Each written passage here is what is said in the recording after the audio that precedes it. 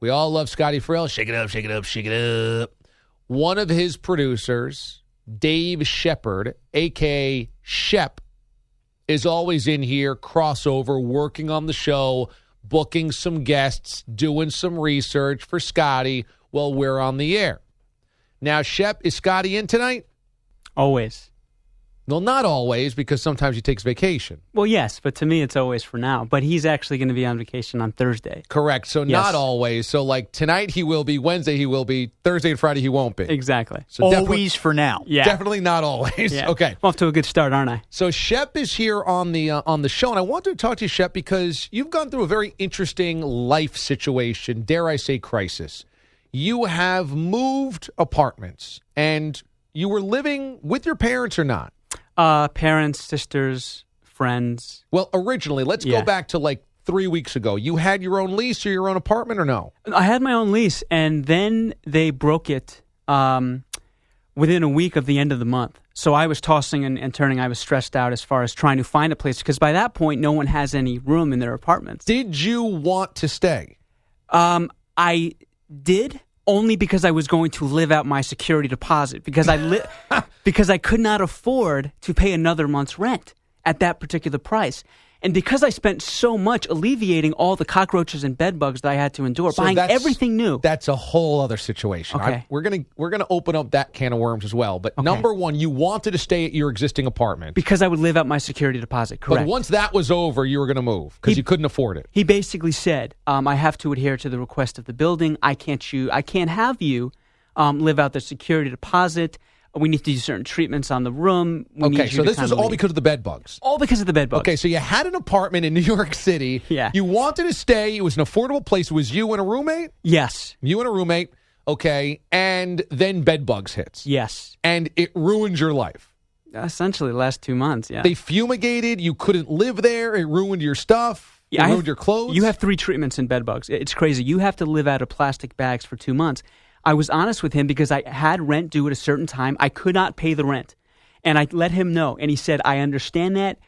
You're going to be charged. I could possibly take you to court. You need to leave in a week. But what happened with the bed bugs? Like, did it get into your clothing? Did you ever get itchy? Clothing, books, comforter. It was all over the place. Appliances. You couldn't plates. sleep. I was on the TV. I mean, I had them all over myself for the last for a month. Was it a rash situation? What happens with bed bugs? Well, you have 3 bites consecutively, and it's all over your skin. So I had some in all body parts, and I'll just leave it at that. You had bites all over you? All over my body. All over your body? All over. And you were dating at this point? Well, not very well. It's not like I date well to begin with, and this only hurt it. Did you ever get to a situation where you took off your clothes and the girl was like, whoa, what's going on there? No, because I was so sensitive about the way I looked to begin with that it got in the way of my dating ability. I'm short. I'm a short guy, so I have that working against me. And in New York City, it's next to impossible to be 5'9" and be successful in dating, at least the type of women that I want to draw to my life. Uh-huh. And I was self-conscious of it. And now all of a sudden I'm like turning this way because I know that I have certain marks on my face and my shoulder. So I'm like leaning this way the entire time. And they're like, why can't this guy make eye contact with me? Okay, so did you get bites below the equator? Everything. So in the underwear area, it's all there? Yes, sir. Itchy? Yeah. Yes, sir. Those Fruit of the Looms. So itchy, all in there in the nether regions? Easily, okay. Multiple. So this has been multiple, so this is bad. So you get fumigated. Are you then out on the street at that point in time? Well, are you living there while it's getting fumigated? The thing is, if you have bed bugs, it gets worse for about a week and a half because they all come out, and they come out during the day. That's the point of the treatment. It draws them out. So I couldn't live it. So basically, instead of getting bit at night, you get bit throughout the day. So. This is amazing. This is like a dungeon, Mraz, where you sit around Shep's house and the bed bugs are crawling all over you as you try to watch television in the middle of the day. Yeah. I'm starting to think he didn't have bed bugs. He had bug bugs. It was bad. Okay, it was so awful. At that point in time... So I had to live with like 5 friends for a week and a half. Okay, so you're bouncing around. Then your lease is broke and it ends, and you don't have another place to go to. No, I have 6 days to find something. So we saw you here in studio carrying a plastic bag of home goods and of cleaning supplies. Yes. You You were living out of a plastic bag at CBS. For 3 or 4 days, that's correct. Did you ever sleep here at the studios? Well, no. I mean, I would set my alarm because I knew I would have a 10-minute duration. So after the show, I would set my alarm for 15 minutes because I was going on no sleep to begin with. Just because you can't with our schedules, as you guys know, my schedule was even worse. I couldn't sleep at any apartment because at the time I got home, they were getting up because you guys were on until 2 a.m. Eastern. Yes. And so you would get to a friend's apartment at 3 a.m. The middle of the night, New York, they're not going to let you in. Correct. So you can't get into any place to sleep. So you're sleeping in 10-minute intervals here in a chair, a rolling chair in the newsroom. Well, no, actually, I would go to the couch that our friend, good friend Raz, has done in the past. You know what I'm talking about. Yeah, I just slept on it the other night after you were sleeping on it with bed bugs. No, Are you no, kidding? no. I would never do that to the company. Absolutely not. I just said you were sleeping there. No. I know. I went to a general practitioner. I don't care. You had bed bugs. I'm sleeping on there before the 4th of July. Miraz, they don't get on your skin. As long as you have new clothes and you check for lice and you check in your hair. What do you think? I did a whole scalp check after that? Are you kidding me? No, Miraz. I'm saying I did checks. I would never put anyone here in jeopardy of getting that because I wouldn't want to see my worst enemy go through that. I gotta go. Okay. So, Miraz, you're safe, man. With the bed bugs, yeah, you're doing lice checks, and you are sleeping like once every couple of days. You are sleeping on the couch here at CBS Sports Radio. Yes, that's correct. Okay, how many nights did you do that? Well, no. I would sleep for 10, 15 minutes, and then I would get out of here. Because in case someone else needed to use the couch. But I knew that for that 2 to 2:30 window, I could actually sleep. So you slept for approximately a half hour every day? Yeah. And then did you sleep at any other point? Or you're working on 30 minutes of sleep for 24 hours? 30 minutes of sleep for 24 hours because of where I had to live.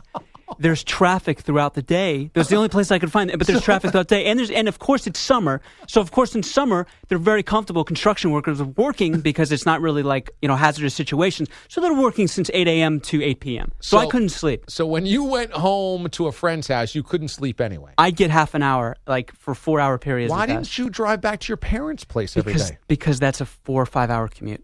And by the time I do that, I would literally have 6 hours to sleep and then come all the way back. But knowing sounds better than sleeping for 30 minutes a day. But knowing my life, I would have fell asleep on the train and I would have ended up in New Haven. I wasn't going to risk that because I was so tired. And sometimes your alarm doesn't go off when you need it to. Sure. So I wasn't going to take that risk. Okay, so all of this culminates to your current situation where you finally found another apartment. Yes. You have a roommate. Yes. You have moved in. Yes. And you don't know his name. I do now. Oh, you do now? I had to go to the Office of Housing and Registrar to confirm. He wouldn't tell me his name. So the question is, how long did you go living with a guy that you didn't know his name? 2 days. You went 2 days and you asked him his name. He wouldn't tell me his name. No, literally. I say, nice to meet you. I'm Dave. Pleasure. He goes, hey. I go, so how do you like it here?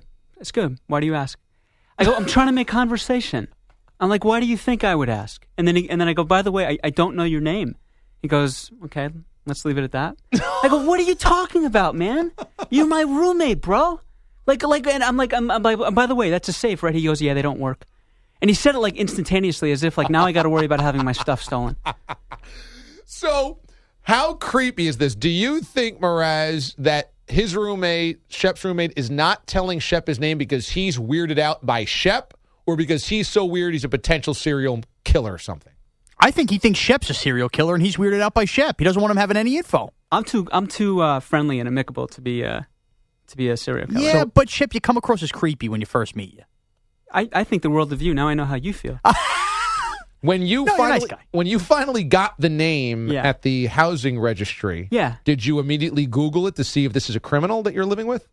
I should probably. I'm dead serious. I actually didn't do that. You haven't, so no background check on this. No, but you don't know who you're living with. But the reality is, he's a student at NYU. I'll take my chances. You guys want to hear something? You guys want to hear something really weird? Yeah. I woke up and this is no joke. I woke up the first day.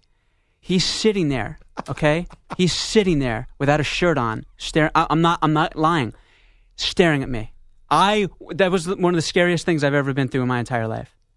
Go home to your parents, Shep, and run as fast as you can. And by the way, you don't even know his name, but you're just trusting the fact that he's a student at NYU. He could just tell you that. I don't think the guy, because I asked what year is he, they said he's been. I said, is he ineligible? Is he on academic probation? Has he been in trouble with, student police? And they said, no, we've heard no complaints. And I said, look, I got to be honest with you. I'm a little startled and uncomfortable with this. And they go, you'll be fine. We can't move you anyway. Everything's full. The first day you woke up, he won't tell you his name, and he was shirtless staring at you sleeping. Well, he doesn't go to classes, and he doesn't have a job. So he's not a student then, and they don't have a record for him because he's not a student. No. They have a record for him. He's in the registrar. He's in all that. He's in Bursar. He's in all of that. Did you ask Bursar, by the way, can you tell me his name? Yeah, no, that's how I found out. Oh, okay. I said, who's living in so-and-so? And they say, he hasn't told you his name? And I go, no, he hasn't told me his name. Did you ever say that guy killed the student?